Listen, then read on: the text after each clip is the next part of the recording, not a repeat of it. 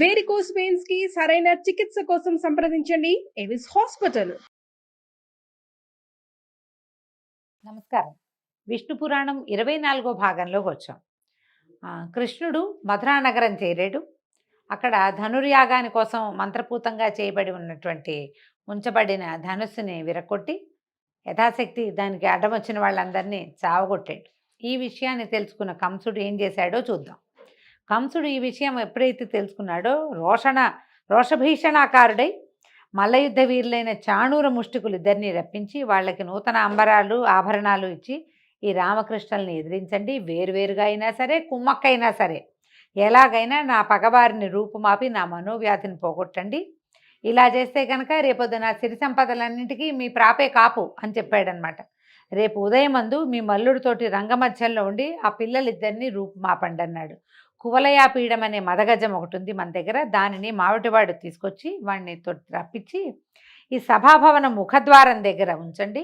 ఈ బలరామకృష్ణులు ఇద్దరు ద్వారాన్ని సమీపించగానే ఏనుగుతోటి వాళ్ళిద్దరిని తొక్కించండి. ఎందుకైనా మంచిది, మన సైన్యాన్ని తీసుకొచ్చే సైన్యాధిపతులని సిద్ధంగా ఉండాలని చెప్పండి అని పంపించాడు. తెల్లవారగానే స్నానము రాచముస్తాబు అయ్యి రంగ సమీపాన ఉన్నటువంటి ఒక పెద్ద మంచం, ఉత్తుంగంగా ఉన్న పెద్ద మంచం మీద కూర్చున్నాడట. ముందు వెనక పక్కలా ఉండవలసిన చుట్టాలు, ఉద్యోగులు, మిత్రులు ఆసీనులుగా ఉన్నారు. పౌరకాంతలంతా ఈయన గారి ఈ కంసుడి యొక్క వైభవాన్ని చూస్తూ బంగారు మేడల నుంచి ముచ్చటగా కబుర్లు చెప్పుకుంటున్నట్ట. వసుదేవాది యాదవులు, నందాది గోపాలురు సముచిత స్థానాల్లో ఉన్నారు. చాణూర ముష్టికులు మల్లయుద్ధానికి తగిన వేషాలు ధరించి అనుచరులతో కలిసి రంగమధ్యంలో ఉన్నారట. కువలయాపీడంతో మావటివాడు వాకిట్లో సిద్ధంగా ఉన్నాడు. ముఖద్వారం దగ్గర చతురంగ బలం నలుదిక్కులా మోహరించి ఉంది. ఆ దశలో కంసుని అనుమతితోటి రామకృష్ణులు వచ్చారు. వెంట వాళ్ళ వెనకాల పడి కొంతమంది గోపబాలకులు కూడా వచ్చారట. కృష్ణునితోటి చాణూరుడు, రాముడితోటి ముష్టికుడు యుద్ధానికి సిద్ధంగా ఉన్నారు, ముష్టి యుద్ధం చేయటానికి. అక్కడున్న పెద్దలు ఇంత చిన్నపిల్లలతోటి బలిష్ఠులు, వయసుకు పెద్దవాళ్ళు అయినటువంటి చాణూరు ముష్టికులు యుద్ధం చేయటువంటి చూస్తే పిల్లలు 12-13 సంవత్సరాల పసిపిల్లల్లాగా ఉన్నారు. అంటే ఒళ్ళు మండిపోయింది. పసిపిల్లలు ఏమిటి, వీడు ఇంతమంది రాక్షసుల్ని చంపాడు, ఎంతమందినో చంపిన వాడిని పసివాడని అనడానికి వీల్లేదు. సరే ఏమైంది, ఈ గుమ్మంలోకి ముఖద్వారంలోంచి రామకృష్ణులు ఇద్దరు లోపలికి ప్రవేశించబోతుంటే మావటి వాటి ఏం చేసేట, కువలయాపీఠం అనే ఆ ఏనుగుని, అది కొంత మదమెక్కి ఉన్నది, దాన్ని ఉత్తేజపరిచాడు, కోపం తెప్పించాడు. దానికి కోపం తెప్పించేసరికల్లా అది ఎదురుగుండా ఉన్న వాళ్ళ మీద పట్టిన, వెనక్కి తిరిగి కోపం తెప్పించిన వాడి జోలికి వెళ్ళదు, అది ముందున్న వాళ్ళ మీదకి వెళ్తుందనమాట. వాళ్ళిద్దరి మీదకి ఒక దూకిందట. దూకేసరికల్లా ఈ పైనున్న మావటి వాడిని లాగేశాడట కిందకి, బలరాముడు పైనుంచి కిందకి ఒక ఎగిరి.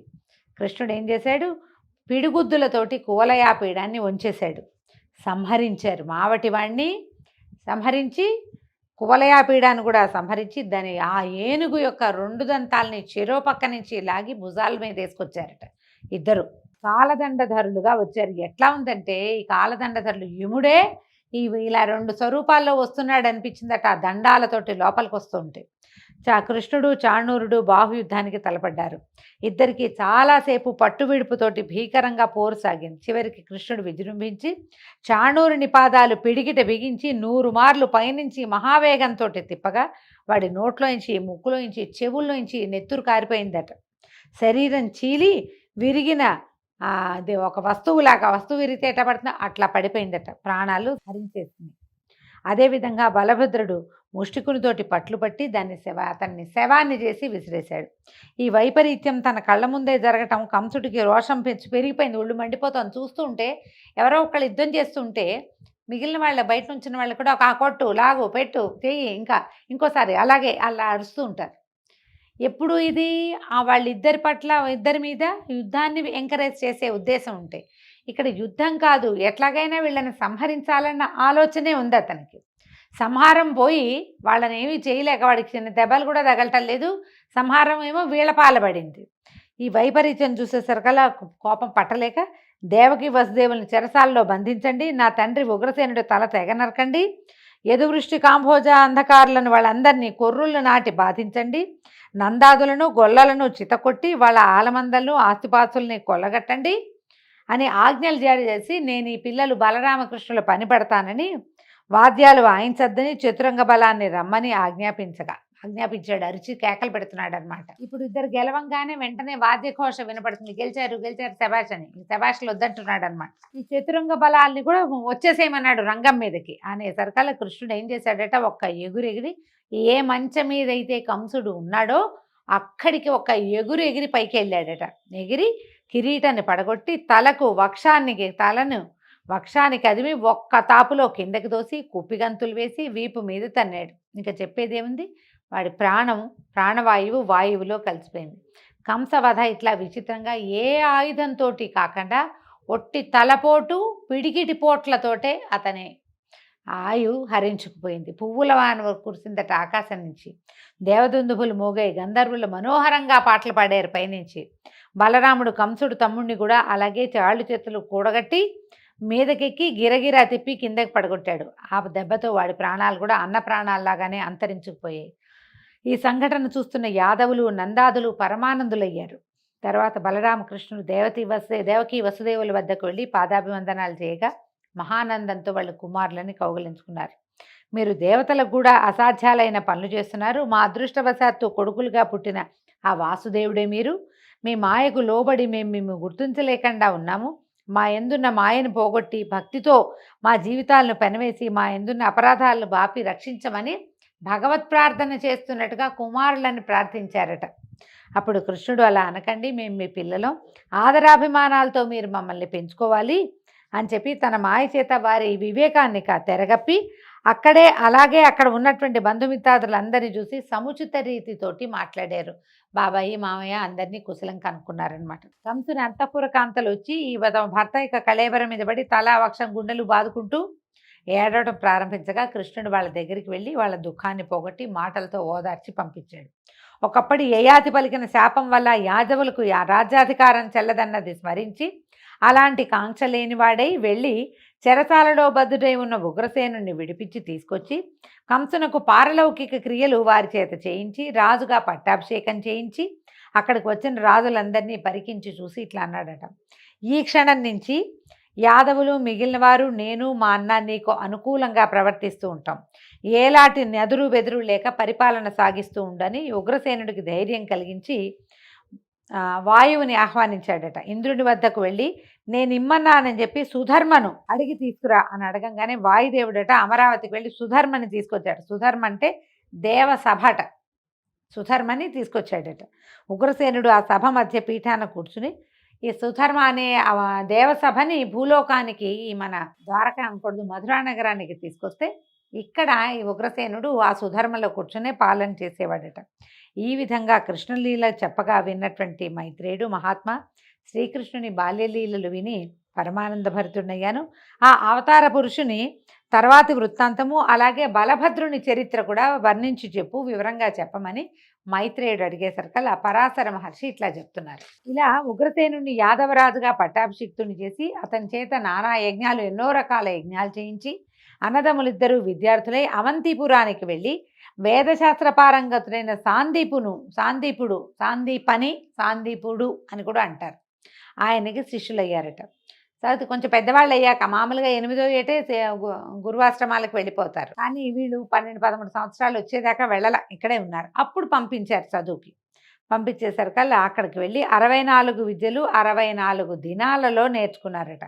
గురువు అబ్బురపాటుతో చూసేట, అయ్యో ఏమిటిది భగవద్విలాసం, ఇట్లా వచ్చింది వీళ్ళకి అని. ఈ శిష్యులు ఏమన్నారట, గురుదేవా మేము మీకోసం ఏం చెయ్యాలి, మీకేం కావాలో చెప్పండి, అదే మేము మీకు సమర్పించే గురుదక్షిణ అని అడిగేసరికల్లా అప్పుడు ఈయన ఏం చెప్పాడట, ఈ సముద్రం పక్కనే ప్రభాసం అనే తీర్థం ఉంది. ప్రభాస తీర్థం అహ్మదాబాద్కి దగ్గరలో ఉంటుంది, గుజరాత్లో ఉంది. అక్కడ దానిలో నా కొడుకు చిన్న వయసు వాడు పడి మరణించాడు, వారిని బతికించి తీసుకురండి అని అడిగాడట. అప్పుడు ఈ బలరామకృష్ణులు ఇద్దరు అస్త్రశస్త్రాలు ధరించి సముద్రం దగ్గరికి వెళ్ళగా సముద్రుడు భయపడి ఘోషించాట, పెద్ద మోత వచ్చిందట సముద్రంలోంచి. అప్పుడు పంచజనుడు అనే రాక్షసుడు శంఖరూపుడితోటి ఆ బ్రాహ్మణ బాలుని చంపాడు అని శబ్దం అనమాట ఆ ఘోషలోంచి. ఈ సముద్రుని ఘోషను అర్థం చేసుకున్నటువంటి కృష్ణుడు అన్నను గట్టు మీద ఉండమని సముద్రంలోకి ప్రవేశించి పంచజనుడు అనే వాడిని సంహరించి వాడి శంఖరూపమైన ఎముక ఘోషించేటట్టుగా చేశాడట. ఆ నాదం రక్కసులకి భీకరము, వేల్పులకి ప్రమోదకరము అయిందట.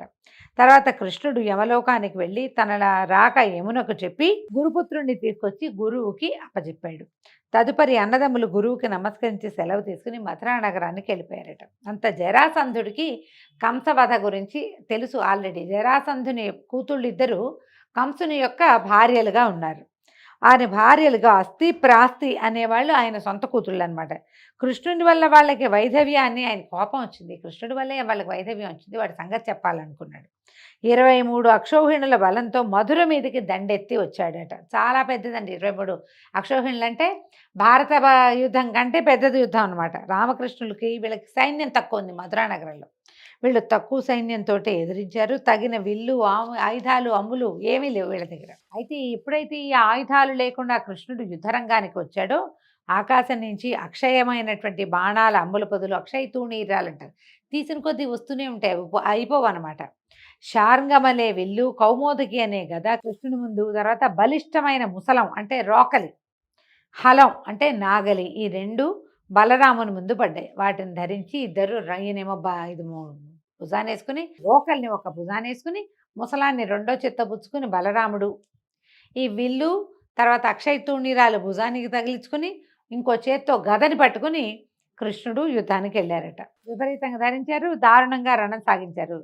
జరాసంధుడు ముందు వెనక చూడక రణరంగాన్ని విడిచి పారిపోయేటట్టుగా చేశాడు. ఈ విధంగా బలరాముడు 18 సార్లు మధురా నగరం మీద దండెత్తారు.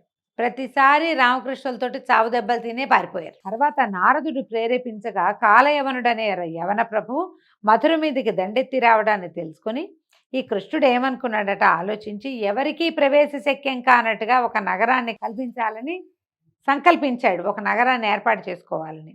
అది ఎక్కడ చేయాలనుకున్నాడు? సముద్రంలో చేయాలనుకున్నాడు. 100 యోజనాల వైశాల్యము, ప్రాకారము, అగడ్తలు, చక్కని పూతోటలు, కోనేళ్లు, లెక్కకు మిక్కిలిగా సుందర మందిరాలు కలిగినటువంటి నగరాన్ని ఏర్పరిచి సముద్రంలో దానికి ద్వారక అని పేరు పెట్టాడు. మధురలో ఉన్న వారందరినీ అక్కడికి పంపించి చతురంగ బలాలతో బలభద్రునే సంరక్షకుడుగా నియమించాడు. కాలయవనుడు గొప్ప సేనతో మధుర మీదకి దండెత్తొచ్చాడు. కృష్ణుడు బాగా ఆలోచించాడు ఎట్లా వీడిని చంపటం అని. అయితే ఏ ఆయుధము లేక రిక్తహస్తాలతోటి కాలయవనుని వద్దకు వెళ్ళి తన పేరు చెప్పి, నేను పరిగెత్తుకుంటూ పోతూనే ఉంటాను, చేతనైతే వెంట తగిలి పట్టుకొని పరిగెత్తాడట. పెట్టేసరికల్లా ఈ యవన రాజు పరిగెత్తుకుంటూ ఆయన వెనకాల వెళ్ళేసరికి వెళ్ళగా ఒక కొండ గుహలోకి ప్రవేశించాడట కృష్ణమూర్తి. ఈ కాలయవనుడు కూడా అదే గుహలోకి ప్రవేశించాడు. ఆ గుహలో ఒక విశాలమైన వేదిక, దానిపై ముసుగు వేసుకుని పడుకున్నాడు ముచికుందుడనే ఒక రాజుగారు. ఆయన కొంతకాలం క్రితం దేవదానవులకి మధ్యలో జరిగిన యుద్ధంలో దేవతల పక్షాన ఉండి రాక్షసుల్ని చంపి దేవతల వల్ల 2 వరాలు పొందాడట. ఏమిటి? నాకు యుద్ధశ్రమ తీరే వరకు చాలా కాలం, యుగాలైనా సరే నిద్రపోవటం, నిద్రలో ఉండగా వచ్చి బలాత్కారంగా లేపిన వాళ్ళు ఎవరైతే వాళ్ళు తన దృష్టికి దొరికితే వాడు కాలిపోవాలి, వాడు సర్వనాశనం అయిపోవాలి, నన్ను నిద్ర లేపకూడదు. ఎవడు నా కంటి చూపుకి దొరుకుతాడో వాడి బూడిదయ్యేట్టుగా దేవతల దగ్గర నుంచి వరం పొందాడు. వరం పొందితే ఈయన ఏం చేశాడు? కృష్ణుడు ఆ గుహలలోకి పరిగెడుతూ ముచికుందుడి గుహలోకి ప్రవేశించి అదృశ్యమైపోయాడు. ఈ నిద్రలో ఉన్న ముచికుందుడి గుహలోకే ఆయన ఎక్కడైతే పడుకున్నాడో అక్కడికి కాలయవనుడు పరిగెత్తుకొచ్చి ఈ పడుకుని ఉన్నటువంటి పొడుగాటి స్వరూపము, పచ్చని బట్ట, తల కింద చేయి పెట్టుకుని పడుకున్న స్వరూపాన్ని చూశారు కదా, కృష్ణుడే పడుకున్నాడని నమ్మి ఏం చేశాడంటే కాలయవనుడు ఒక కాలుతో ముచుకుందుని ఒక తన్నదన్నాడు. తనంగానే ఆయన మెలకు వచ్చి కళ్ళు తెరిచి చూసేసరికల్లా ఆ కుచూపులోంచి వచ్చిన కోపాగ్ని జ్వాల తగిలి యవనరాజైన కాలయవనుడు నిలువుతా కాలి బూడిదైపోయాడట. చాటుగా ఉన్న కృష్ణుడు ముచుకుందుడి దగ్గరకు వచ్చాడు. అప్పుడు ఎవరు నువ్వు అని రాజుగారు ప్రశ్నిస్తే, వసుదేవుననే యాదవుని కొడుకుని నన్ను కృష్ణుడు అంటారు అనగానే పరిగెత్తుకుంటూ లేచి వచ్చాడట ముచుకుందుడు. లేచి వచ్చి ఆయనకి సాష్టాంగంగా నమస్కరించి, దేవదానవ యుద్ధం తర్వాత ఇంద్రుని మాట మీద ఈ కొండ గుహలో నిద్రించడానికి నేను వస్తుంటే గార్గ్యుడు అనేటువంటి ఒక బ్రాహ్మణుడు, ఒక ముని నా దగ్గరకు వచ్చి, రాజా, ద్వాపర యుగాంతమునందు భూభారం తీర్చడానికి మహావిష్ణువు యదువంశం నందు దేవకీ వసుదేవుల కుమారుడుగా జన్మిస్తాడు, కృష్ణుడనే పేరు కలిగి ఉంటాడు, నీకు ఆ దేవుని దర్శనం అవుతుంది, శుభప్రదుడితో నీకు మోక్షం లభిస్తుందని చెప్పారు. తండ్రి దయచేసావా ఇంతకాలానికి. ఈ ముచికుందుడు కృతయుగానికి చెందినవాడండి. ద్వాపర యుగం దాకా పడుకున్నాడు. మొత్తం కృతయుగం అంతా ముప్పాతికి నిద్రపోయినట్టే. అక్కడి నుంచి త్రేతాయుగం మొత్తం నిద్రపోయాడు. ద్వాపర యుగాంతంలో జన్మించాడు కృష్ణ పరమాత్మ. ఆయన తర్వాత 5000 సంవత్సరాలే తర్వాత వచ్చేసింది కలి. ముచుకుందుడు గుర్తుపట్టాడు అనమాట. బట్టి అప్పుడు ఇది పరమాత్మకి దండం పెడితే ఆయన ముకుందుడు ప్రసన్నుడై ఏమన్నాడంటే, రాజా, నా మాట వల్ల దివ్యభోగాలు అనుభవించి మంచి వంశంలో పుట్టి వైభవాన్ని పొంది పూర్వజన్మ జ్ఞానం కలిగి నీకు ఇష్టమైన లోకంలో ఉండు, తర్వాత జన్మాంతమందు మోక్షాన్ని పొందమని చెప్పాడు. వరాలు ఇచ్చి బయటికి వెళ్ళిపోయాడు. ఇదండి హైదరాబాదు చుట్టుపక్కల సమీపంలో ఉన్నటువంటి అనంతగిరి కొండల మీద జరిగింది. ఇక్కడ ఈయన ఏం చేశాడట, ఈ ముచుకుందుడు కృష్ణుని పాదాలు తన అర్ఘ్యపాత్రతోటి, తన దగ్గర ఉన్న పాత్రతో ఉన్న నీళ్లతోటి పాదాలు కడిగితే అదే ముచికుంద నది అయిందట. దాన్నే మూసీ నది అంటున్నాం. ఇప్పుడున్న మూసీ నది ఈ కాలం నాటిదనమాట. కృష్ణ పరమాత్మ పాదాలు కడగగా వచ్చిన నీరు, ఆయన పాదాల మీద నుంచి స్రవించిన నీరే మూసీ నదిగా మారింది. ఇది ఇక్కడే జరిగిందని దీనికి ఐతిహ్యంపు కథలు కూడా ఉన్నాయి, చారిత్రక ఆధారాలు కూడా కొన్ని 1-2 ఉన్నాయి. పెద్ద పాదాలు ఉన్నాయి ఆ గుహల్లో అని చెప్తారు. అయితే రాజుగారి బయటకు వచ్చి చూశాడు. ఈ ముచుకుందుడు బయటకు చూస్తే స్వల్పంగా ఉంది జనసమూహం, అందరూ పొట్టివాళ్ళుగా కనపడతారు. ఈయన కృతయుగం నాటివాడు కదా, అప్పుడు ఎంత పొడుగాటి వాళ్ళు, భూమి ఆకాశాలు పట్టకుండా ఉండేవాళ్ళు పొడుగ్గా. అమ్మో, ఈ కలియుగారంభం అయిపోయింది, ఈ స్వజనం వద్ద నేను ఉండలేను అని అసహించుకున్నాడట. ఇంత పొట్టి వాళ్ళతో ఎట్లా ఉంటామని గంధమాదన గిరికి పోయి తిరిగి తపశ్చర్యను ఆరంభించాడు. కృష్ణుడు శత్రువులను పరిమార్చి వాళ్ళ సంపదలన్నీ గ్రహించి తెచ్చి తాతకిచ్చేవాడట. ఈ విధంగా కృష్ణ సంరక్షణలో యాదవ వంశం ఆ అభివృద్ధి కలదై రాణించింది. ఒకనాడు ఇలా ఉండగా బలభద్రుడు కృష్ణునితోటి చెప్పి గోకులానికి వెళ్ళాడట. మధుర నుంచి గోకులానికి వెళ్ళాడు. యశోదానందలకు నమస్కరించి గోపాలుడు అందరినీ పలకరించి కానుకలిచ్చి గోపికలకేమో వస్త్రాలనిచ్చి ఆనందంగా విహరిస్తుండగా ఒకనాడు వరుణుడు వచ్చాడట. బలరామునకు వివిధ మణిమయ భూషణాలు ఇచ్చి ఇష్టాగోష్ఠి జరిపాక బలరాముడు అడిగాడట, ఏమయ్యా, ఒక కాలంలో నీ నుంచి వచ్చినటువంటి వారుణిని సేవిస్తారు కొందరు పెద్దలు, దానివల్ల ఏమవుతుంది, వరుణుడి నుంచే వారుణి వచ్చిందంటే, వారుణి అంటే మద్యమేనండి, ఇది ఎలా ఎందుకు అని అడిగేసరికి వరుణుడు చెప్పాట, దేవదానవులు అమృతం కోసం పాల సముద్రాన్ని తరుస్తూ ఉన్నప్పుడు అమృతం కన్నా ముందొచ్చింది వారుణి. రోగాలను పోగొడుతుంది, బలవృద్ధిని కలిగిస్తుంది, ఆనందంగా విహరించేటట్టు చేస్తుంది. దాన్ని సేవిస్తూనే కదా దేవదానవులు పరమానందంగా కాలం గడుపుతున్నారు. సూర్యుని సేవించని వాళ్ళది ఒక బతుక, నువ్వు కూడా నేటి నుంచి సురాపానం చేస్తూ ఉండు అని చెప్పి ఈ వరుణుడు ఏం చేశాట, వారుని కలశాన్ని బృందావనంలో ఉన్నటువంటి ఒక చెట్టు తొర్రలో స్థాపించి వెళ్ళిపోయాడట. అయితే ఈ కలశంలోంచి వచ్చేటువంటి మద్యం యొక్క గంధము ఆ ప్రాంతానికి ఒక ప్రత్యేకమైన శోభను తెచ్చినట్టు, ఏదో గుమగుమలాడుతూ ఉంటుంది. మద్యం గుమగుమలాడుతా అంటే నాకు తెలియదండి, దీంట్లో పురాణంలోనే అట్లా చెప్పబడింది. ఇప్పటి మద్యం ఈ కాలంలో ఉండేవి వేరు, ఆ కాలంది వేరే అయ్యి ఉంటుంది బహుశా. ఒకనాడు బలరాముడు తన వారితో ఆ ప్రాంతానికి తిరగడానికి రాగా ఆ మద్యం యొక్క గంధము నేను ఆకర్షించింది. ఏదో మంచి వాసన వస్తుంది, ఎక్కడ వస్తుంది ఈ వాసన అని వెతికితే ఈయనకి వేప చెట్టు త్వరలో కనపడినటువంటి వారుణి కలశాము కనపడిందట. అది వరుణుడు ఉంచిందేనని చెప్పి భావించి యమునా తీరంలో ఉన్న బృందావనంలో గోపికలతో కలిసి సవిలాసంగా మద్యపానం చేశారు. కొందరు గోపికలు కూడా మద్యపానం చేసి వింత పలుకులతోటి విలాసాలతోటి విర్రవీగుతున్నట్టుగా నటించడం ప్రారంభించారు. అయితే ఒక వినోదం కలిగిస్తుంది మద్యపానం. ఏముంది, తాగేసరికల్లా ఒక మత్తు వస్తుంది, ఒళ్ళు ఊగిపోతూ ఉంటుంది, కళ్ళు తిరుగుతూ ఉంటే ఏదో సంతోషం కలుగుతూ ఉంటుంది. దాంతో ఈయన ఏం చేశాడు, హాయిగా వాళ్ళతోటి కబుర్లు చెప్తూ గోపికలందరూ తలా ఒక పిచ్చి వేషము వేస్తుంటే ఆ పిచ్చి వేషాలన్నీ చూసి నవ్వుతూ ఆడుతూ అలసి సొలసి జలక్రీడలు ఆడదామనిపించింది. చాలా చెమట పోస్తోంది, విసుగ్గా ఉంది, స్నానం చేద్దామని మదిరాపాన మత్తుడై అక్కడికి వెళ్ళలేక యమునా నదిని నా దగ్గరికి రా అని యమునని పిలిచాడు. యమున ఎందుకు వస్తుంది, ఆవిడ దారిని ఆవిడ పోతూ ఉంటుంది. ఈ బలరాముడి దగ్గరికి రాకపోయేసరికల్లా కోపం వచ్చిందట. ఓ యమున, ఇలా చూడు, నా చేత్తో కానీ దీంతో కానీ నీ బతుకు 1000 బారలేస్తాను, నా పిలుపు నీకు వినిపించట్లేదా, అంత మదించున్నావా అని యమునని తిడుతూ, తాగబోతు వాళ్ళు ఇలాగే కదండి చేస్తారు, బలరాముడు చేశాడని చెప్తోంది పురాణం. అయితే వెళ్ళి ఏం చేశాడు, యమునా నది గట్టుకి వెళ్ళి నాగల్ని నీళ్లలో ముంచి లాగాడట. లాగేసరికల్లా ఏమైంది, అది విని దేవతలందరూ పైనుంచి ఆశ్చర్యంగా చూస్తారట. ఏం శబ్దం వస్తోంది ఇది, పెద్ద ధ్వని, చాలా పెద్ద శబ్దం అట. యమున పెద్ద పెద్ద పాయలుగా అయిపోయి బృందావనంలోకి ప్రవేశించిందట. లాగేసరికి సెపరేట్ అయిపోయింది, కొన్ని పాయలుగా ఏర్పడి ఒక పాయ లోపలికి వచ్చింది. ఈయన ఏం చేశాడు, బలరాముడు భార్య అయిన రేవతితో గోపికలతో ఆ నీళ్లలో క్రీడలు ఆడుతుంటే వాళ్ళ ఆటలు సహించలేక యమున నిజ రూపంతో బయటకు వచ్చేస్తుందట. బయటకు వచ్చి బతిమలాడిందట, నన్ను ఇంత గాయాల పాలు చేసావు, ఇన్ని దారులు చేసావు, నన్ను వదిలిపెట్టేసేయి అని బతిమలాడేశారు కల్లా సరే భయపడకు వెళ్ళమని జలక్రీడలు ఆపేసి భార్యా సమేతుడై తిరగటం మొదలుపెట్టాడు, విహారం చేయటం మొదలుపెట్టాడట బృందావనంలో. అలా వినోదంగా ఉండగా అప్పుడు వరుణుడు ఏం చేశాట, నల్ల కలువల వన్నెలో ఉన్న తలపాగా, కనకరత్న కుండరాలు, నీలాంబరము, తెల్లని పట్టుగొడుగు ఇచ్చి వెళ్ళాడట. అప్పుడు ఏం చేశాడు, చాలా రోజులు ఈ 2-3 నెలల పాటు బృందావనంలోనే సంతోషంగా గడిపి తర్వాత కృష్ణ సందర్శనం కోసం హలాన్ని భుజం మీద వేసుకుని ద్వారకా నగరం వెళ్ళాడట. అయితే ఆ కాలంలో విదర్భ దేశాధీశుడు కుండినపురంలో నివసిస్తున్నవాడు భీష్మకుడనే రాజు. అతనికి పెద్ద కొడుకు రుక్మి, ఒకే ఒక్క కూతురు రుక్మిణి. అయితే ఆమె రూపురేఖా విలాసాలకు ముమ్మరించి ఎందరో రాజకుమారులు మాకని అడిగేవాళ్ళట. ఆమె చాలా సౌందర్యవతి అని. అయితే ఎవరో ఒకళ్ళకి తీరలా, ఇంకా ఎవరి కోరిక తీరలేదు. శ్రీకృష్ణునే వరించాలని రుక్మిణి యొక్క నిశ్చయము.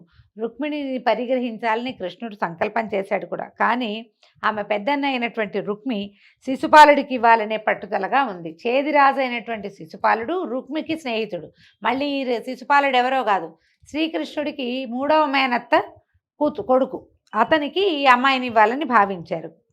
రుక్మి మన శిశుపాలుడిని పిలిచారు కూడా, పెళ్లికి తరలి రమ్మని పిలిచారట. ఈ జరాసంధుడితోటి ఇతోధికంగా స్నేహంలో ఉన్నటువంటి శిశుపాలుడు అందరినీ, తన స్నేహితులందరినీ తీసుకుని కుండినపురానికి వచ్చాడట. స్వయంవర వార్త విన్నటువంటి కృష్ణుడు, బలభద్రుడు మొదలైన అన్నదమ్ములతో ఇంకా ఉన్నారు ఆయనకి, సాత్యకి వాళ్ళు తమ్ముళ్ళు, వాళ్ళందరినీ తీసుకుని తగిన బలగంతో బయలుదేరి కుండినపురానికి వచ్చి కొంచెం దూరంగా అందరినీ పెట్టాడట. మనకేం కథ వింటామంటే భాగవతంలో రుక్మిణీదేవి నుంచి ఒక ఉత్తరం వచ్చిందని వింటాము. అలా కాకుండా స్వయంవర ప్రకటన వినే వీళ్ళు వచ్చారని చెప్తోంది పురాణంలో, ఇట్లా చెప్పబడుతోంది. ఆచారం ప్రకారము రుక్మిణి బ్రాహ్మణ సుమంగళులతోటి దాసీజనంతో ఊరు వెలుపల ఉన్నటువంటి దుర్గాలయానికి వచ్చి ఆరాధన చేసి రాజమార్గానికి రాగా కృష్ణుడు ఆమెను చూసి పరిగ్రహించి రథం ఎక్కించుకున్నాడట. ఆ వార్త తెలిసినటువంటి ఆమె అన్న శిశుపాలాదులతోటి కలిసి కృష్ణుడితో యుద్ధానికి సిద్ధపడ్డాడు. జరాసంధుడు, దంతభక్తుడు, సాళ్వుడు, శిశుపాలుడు మొదలైన వారు మబ్బులు భాస్కరుని ఎదిరించినట్టుగా శ్రీకృష్ణుడిని ఎదిరించాడు. మబ్బులు సూర్యుడిని ఏం ఆపగలమంటే ఊరికే ఒక క్షణం ఆచ్ఛాదన వస్తుంది, తర్వాత సూర్యుడు బయటకు వచ్చేస్తాడు. అట్లా కృష్ణుడి మీదకి వెళ్ళారు. తర్వాత బలరాముడు, సాత్యకి, కృతవర్మ మొదలైన యాదవ సింహాలు విజృంభించి జరాసంధాదుల చతురంగ బలాలను తుకుతుకుగా చిత్తకొట్టారు. ఆ దెబ్బతో జరాసంధుడు తిరిగి పారిపోవాల్సి వచ్చింది. శిశుపాలుడు కూడా చేసేది లేక తన ఊరు తాను వెళ్ళిపోయాడు సిగ్గుబడి. కానీ రుక్మి వదిలిపెట్టలేదట. కృష్ణుడి సంహరిస్తే గాని నగరంలోకి వెళ్ళనని ప్రతిజ్ఞ పలికి ఎదిరించాడట. అప్పుడు కృష్ణుడే తలపడి వాని సైన్యానికి ధైర్యం కలిగించి రుక్మిని గట్టిగా పట్టుకుని, బావా ఊరికే హాస్యం సుమాని తల అక్కడక్కడ గొరిగి వదిలిపెట్టించాడు. పిడిబాకు లాంటిది, పచ్చల పిడిబాకు ఉంది ఆయనకి. ఆ బాకుని తీసి దాంతో తల అక్కడక్కడ బొరియలుగా కట్ చేసి వదిలిపెట్టాడు. తర్వాత విజయలక్ష్మితో సహా రుక్మిణిని తీసుకొచ్చి ద్వారకలో సలక్షణంగా వివాహం చేసుకున్నాడు. అయితే ఈ వివాహానికే రాక్షస వివాహం అని పేరండి. వధువుని బలాత్కారంగా తీసుకురావటం అనేది ఆ రోజుల్లో విధానంగానే ఉండింది. కృష్ణ పరమాత్మ ఆమెను వివాహం చేసుకున్నాడు. కొంతకాలానికి ఆ దంపతులకు మన్మథాంశంతో ఒక కుమారుడు, అచ్చంగా మన్మధుడిలాగా కనపడేటువంటి ప్రద్యుమ్నుడనే నామధేయంతో ఒక కుమారుడు కలిగాడు. అయితే ఈ పిల్లవాడు పుట్టిన 6వ రోజున శంబరాసురుడు అనే రాక్షసుడు పురిటింట్లోకి వచ్చి పసిబిడ్డని ఎత్తుకుపోయి సముద్రంలో పడేశాడట. కృష్ణుని కుమారుడి వల్ల నీకు మరణము అని ఆ శంబరుడికి ఒక అశరీరవాణి చెప్పింది. అందుకని ఏం చేశాడు, ఆ పని జరగకూడదని చంటి పిల్లవాడినే తీసుకొచ్చి సముద్రంలో పారేశాడు. ఆ శిశువుని ఒక చేప మింగిందట. మింగేసరికల్లా ఏమైంది, ఆ మింగిన చేపని ఒక జాలరివాడు పట్టి శంబరాసురుడి కూతురికే తీసుకుపోయి ఇచ్చాడు ఆ చేపని. ఆ చేపను తరిగేసరికల్లా దానికి దాపుగా ఉన్న లోపలున్న శిశువుని చూసి ఆశ్చర్యపోతుంటే నారదుడు వచ్చి అనేసరికి వచ్చి చెప్పాడు, ఏమని, లలన ఈ పిల్లవాడు శ్రీకృష్ణుని కుమారుడు, జాగ్రత్తగా పెంచు అని చెప్పేసరికల్లా ఆవిడ అలాగేనని పిల్లాన్ని పెద్ద చేసింది. అయితే కాగా శంబరునికే ఈ విషయం తెలిసేసరికల్లా పిల్లాడు కొంచెం పెద్దవాడయ్యాడు ప్రద్యుమ్నుడు. అప్పుడు యుద్ధానికి వచ్చాడట శంబరాసురుడు. తెలుసుకున్నాడు కృష్ణుడి కుమారుడు తమ నగరంలోనే పెరుగుతున్నాడని తెలుసుకుని లక్షితుడుగా ఉంటాడు అబ్బాయి. అతనితో యుద్ధం చేసి చేసేసరికల్లా శంబరాసురుని చీల్చి చెండాడేశాడట ప్రద్యుమ్నుడు. అప్పటి వరకు సంరక్షణ చేస్తున్నటువంటి మహిళ మాయావతి ఈ ప్రద్యుమ్నుడిని తీసుకొచ్చి ఇక్కడికి వదిలిపెట్టాడు. ప్రద్యుమ్ని తీసుకొచ్చి ఇక్కడ వదిలిపెట్టింది. ద్వారకా నగరంలో తీసుకొచ్చి అంతఃపురంలోకి తీసుకొచ్చిందట. తీసుకొస్తే అక్కడ వచ్చిన వాళ్ళంతా ఆశ్చర్యపోయారట. అంతఃపురంలో ఉన్న ఆడవాళ్ళంతా అంత అందమైన ఆ కుర్రవాడిని చూసి మాయావతిని చూస్తూ ఎవరు వీళ్ళని ఆశ్చర్యపోతుంటే రుక్మిణి వచ్చి ఆవిడ చూసిందట. అయ్యో ఎవరి కుర్రవాడు ఆనాడు శివుడి కంటిమంటకి మరణించిన మన్మధుడిలాగా పుట్టాడా? ఏ తల్లికి అన్నది ఇంత నవమన్మధుడైన కొడుకుని నా కొడుకు బతుకుంటే ఈ వయసులోనే ఉంటాడు కదా అని ఆవిడ కుమారుడిని చూస్తూ కళ్ళనీళ్ళు పెట్టుకుంటుంది. పిల్లాడు ముద్దుగా ఉన్నాడు, నా కుమారుడు కూడా ఇటగే ఉండేవాడు అనుకుంది. కొడుకుని గుర్తుపట్టలే ఆవిడ. అంతలో నారదుడు లోపలికి వచ్చి, అమ్మ పుట్టిన 6వ నాటి రాత్రి శంబరుడనే రాక్షసుడు ఎత్తుకుపోయిన నీ కొడుకే ఈ యువకుడు అని ప్రద్యుమ్నుని యొక్క వృత్తాంతాన్ని చెప్పాడు. శ్రీకృష్ణుడు దేవుడు, ఆయనేమో ఆదిదేవుడు విష్ణువు, నీవేమో లక్ష్మీదేవి, ఈ యువకుడు సాక్షాత్తు మన్మథుడు, ఈ యువతి రతి, ఈవిడే రతీదేవి, ఇది మీ చరిత్ర, మీ మహిమను ఎవరూ తెలుసుకోలేరని చెప్పి వెళ్ళిపోయాడు. తర్వాత ఎవరి వల్ల అయితే పెంచబడ్డాడో ప్రద్యుమ్నుడు ఆమె మాయావతినే వివాహం చేసుకున్నాడు. దీంతో ఈరోజు విష్ణు పురాణపు గాథలు పరిసమాప్తం అండి. రేపు ఉదయం మళ్ళీ తర్వాత గాథలో కలుసుకుందాము. నమస్కారం.